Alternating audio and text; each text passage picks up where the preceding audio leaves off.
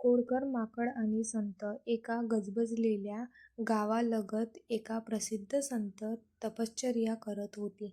त्यांचे ध्यान, त्यांची शांतता आणि त्यांचे विचार ऐकण्यासाठी अनेक भक्त दररोज त्यांच्या आश्रमात येत.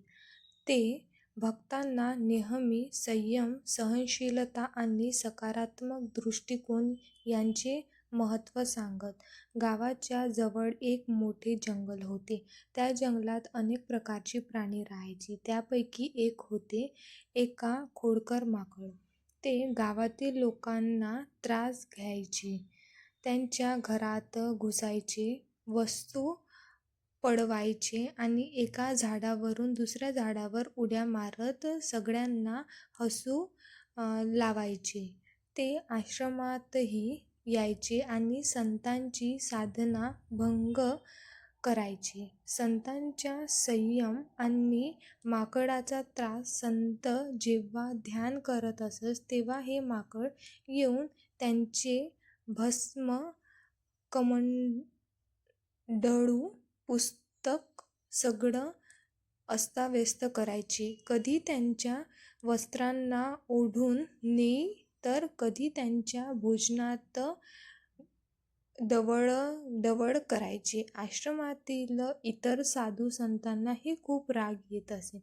एके दिवशी एका शिष्याने संतांना विचारले, गुरुजी, हे माकड तुम्हाला सतत त्रास देते, तरीही तुम्ही काहीच का बोलत नाही? तुम्ही त्याला हाकलून लावत नाही का? संत हसले आणि शांत स्वरात उत्तर दिले, हे माकड त्याच्या स्वभावानुसार वागत आहे, पण मी माझ्या स्वभावानुसार वागत आहे. शिष्यांना हे उत्तर समजले नाही. परिस्थितीवर नाही तर प्रक्रियेवर नियंत्रण असावे. संतांनी पुढे सांगितले, जीवनात आपण परिस्थिती बदलवू शकत नाही, पण आपण त्याच्यावर कशी प्रतिक्रिया घ्यायची हे आपल्या हातात आहे. जर मी रागाने माकडाला हाकलून दिले तर मीही त्याचप्रमाणे अस्वस्थ होईल, पण जर मी शांत राहिलो तर मला त्याचा त्रास जाणवणार नाही. संयम आणि शांतता हीच खरी ताकद आहे.